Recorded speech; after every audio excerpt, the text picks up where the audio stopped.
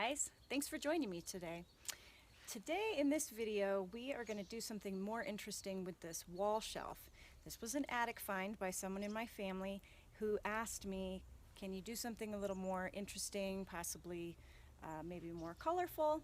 So it's in decent condition. We shouldn't have to do many repairs, but I probably will have to pop out the wood glue for a few spots. Alright, so stick around and see what we come up with. Well, let's start our sanding.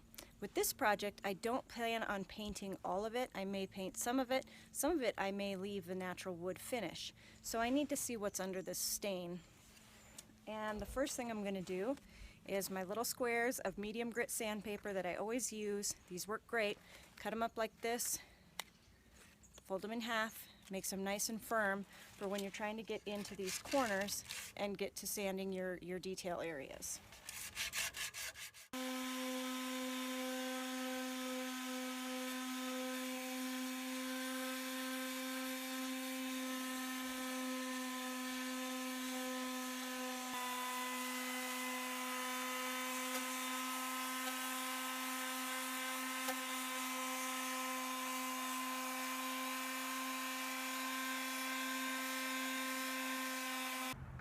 So I finished sanding, and this was a beast to sand, let me tell you.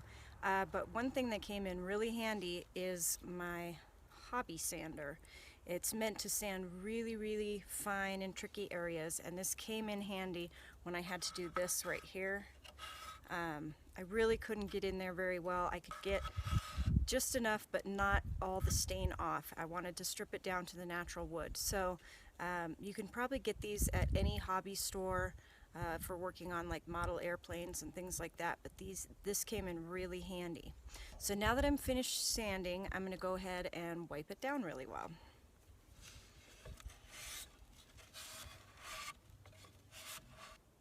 Now that I've finished cleaning it off, I'm going to apply some wood glue in a few of the joints that are just not quite strong enough. Using a little wooden stick here to get that glue in there.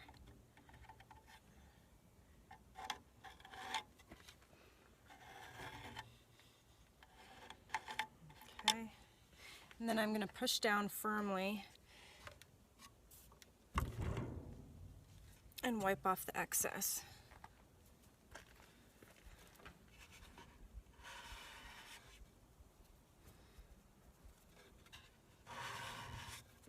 So the glue has dried, we're finished sanding, we've cleaned it all off.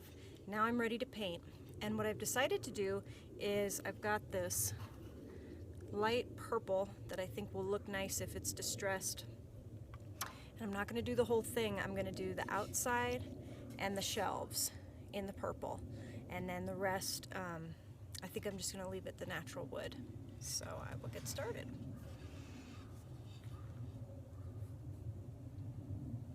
And I always use the foam brushes on furniture because I feel like it leaves less brush marks.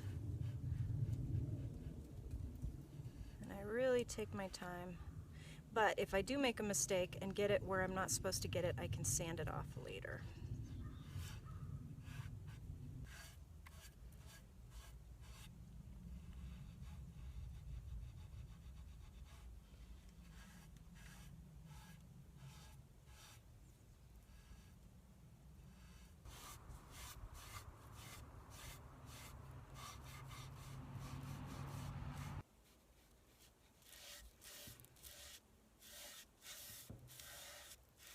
So I did 2 coats of purple, and I also went ahead and did a stencil on here.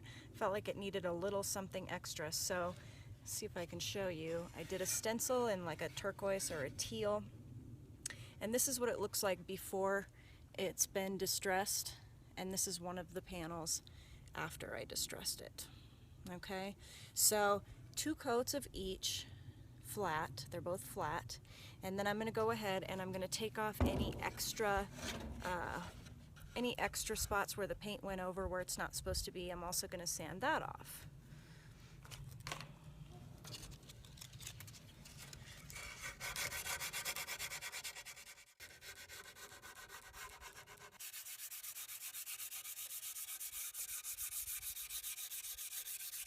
So we're starting to see the wood grain through the paint, and that is what we want. It means we're getting close. So we're just going to keep going carefully.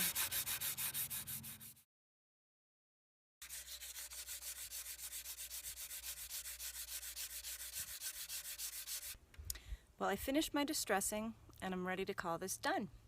So I'll show you some better pictures so you can see up close. But really all this was is 2 coats of flat paint, and then I did a stencil which I traced with a pencil first and then hand painted with a small brush. I don't like to tape the stencils on there and then pat it like I see some people do. I find that it's hard for me to keep the paint where I want it. So I just do it with a very small brush, let that dry, and then I sand it all down, and I distressed this pretty severely, but that's the look that I wanted to go with. Now I did not do a clear coat on this because the clear coat, yes, it would have protected it, so if this was going to have heavy use like a coffee table or a bookshelf, something like that, it would definitely need a clear coat. Thank you for joining me, and if you found this useful and helpful, please hit like and share, and I'll see you next time.